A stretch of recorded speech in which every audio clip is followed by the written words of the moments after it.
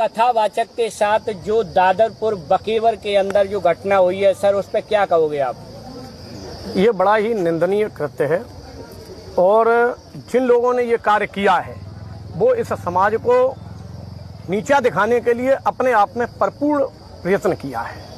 मैं पुनः केवल एक बात कहना चाहूँगा कि अगर तुम्हें कथा नहीं करानी थी तो कम से कम कथा न कराने के बाद में उन्हें शाम को विदा कर देते, कह देते महाराज हम कथा नहीं कराना चाहते हैं।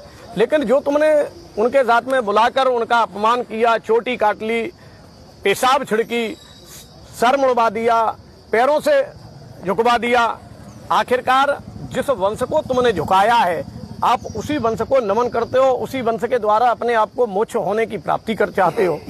क्योंकि भागवत जी स्वयं भगवान कृष्ण हैं और भगवान कृष्ण स्वयं यादव हैं। जब भगवान कृष्ण स्वयं यादव हैं, भागवत जी स्वयं यादव है और यादव ही कथा वक्ता है, तो फिर बुराई किस बात की है? क्योंकि अपने पिताजी से पिताजी कहने में किसी को कोई कष्ट नहीं होना चाहिए। अगर दूसरे के बाप से हम बाप कहते हैं तो हमें कष्ट होता है। ब्राह्मण अगर भागवत जी के लिए कहता है कि मैं भागवत का अधिकारी हूं, तो भगवान कन्हैया को अपना पिता बनाने की कोशिश करता है, तो यादवों को अपना पिताजी स्वीकार कर लो। जरूरत किस बात की है कि जो है हम पिताजी भी मानने को तैयार नहीं है और हम भागवत भी करना चाहते हैं।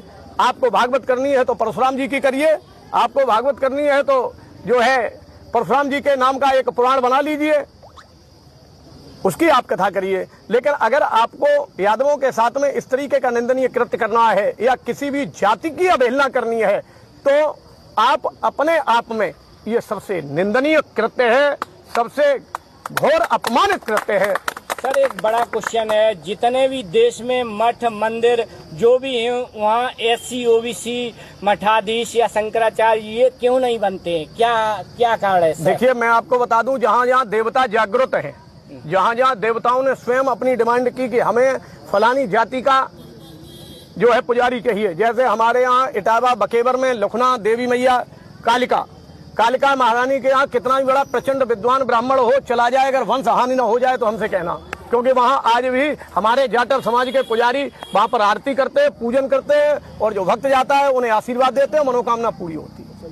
महाकालेश्वर पर सावन के सोमवार, पहला सोमवार पर बगैर ये स्वयं भोले बाबा ने कहा था कि अगर कोई भी किसी भी अदर बिरादरी का व्यक्ति हमारे यहाँ प्रथम जलाभिषेक सोमवार को कर देगा तो उसका वंश डूब जाएगा।